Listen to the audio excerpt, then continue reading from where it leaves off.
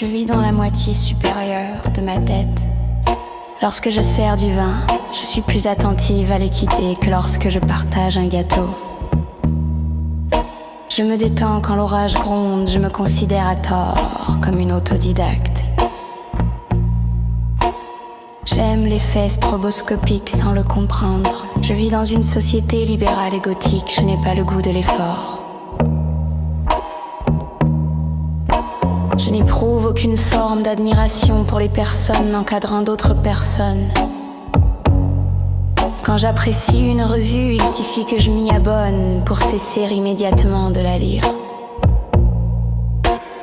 Boire avec modération me saoule.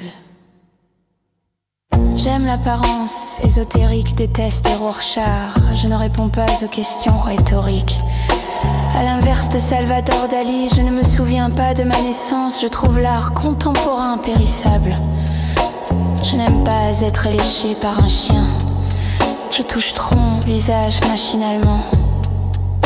J'aime voir la nature reprendre ses droits. Je regarde la seringue quand on me vaccine, pas quand on me prélève du sang. En vieillissant, je regarde davantage dans les yeux. Je suis attentive aux chaussures. Je trouve la plupart des gens fous murés dans une réalité sur mesure.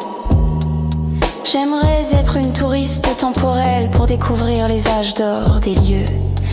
Je n'ai profité qu'une seule fois d'un lever de soleil de manière préméditée. J'essaie de ne pas vivre dans une to-do list, mais j'échoue. Je trouve la plupart des logos ratés. Je traîne, je pars au dernier moment, je panique, je cours, je transpire. Mais je suis ponctuelle, je n'aimerais pas mourir un matin. Lorsque j'imagine mes ancêtres, il ne me vient pas à l'esprit les créatures qui précédèrent les humains. Je ne crois pas aux rêves prémonitoires. J'ai fait au moins 2 rêves prémonitoires. J'aime danser seule. Au restaurant, le montant de mon pourboire est aligné sur le prix des menus et je n'en suis pas fière. Je fuis les reflets que je ne peux maîtriser. Je n'ai pas envie de sushi lorsqu'il pleut. Il me semble que l'IA générale est un bourreau moins humiliant que la bombe H.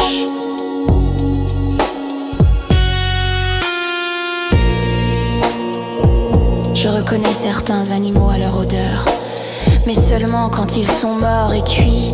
Je ne peux connaître la date de ma mort que si je la choisis. Le son du sitar me détend.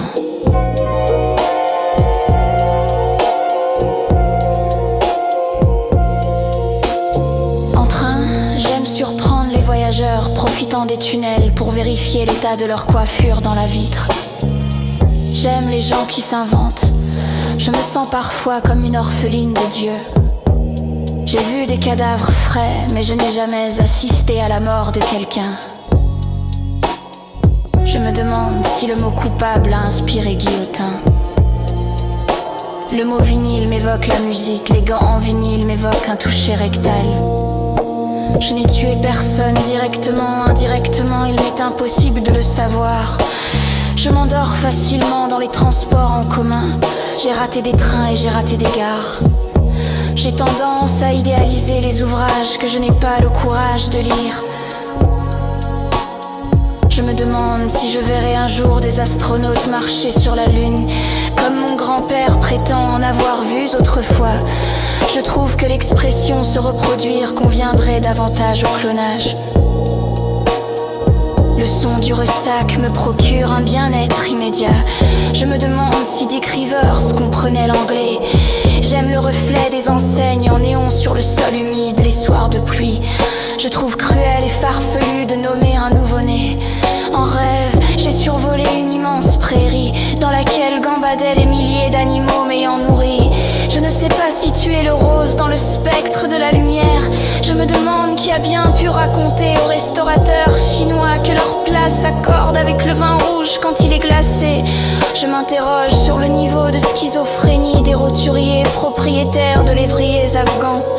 Je regrette d'avoir souvent sacrifié le réel au profit du beau moment de cadrer une photo.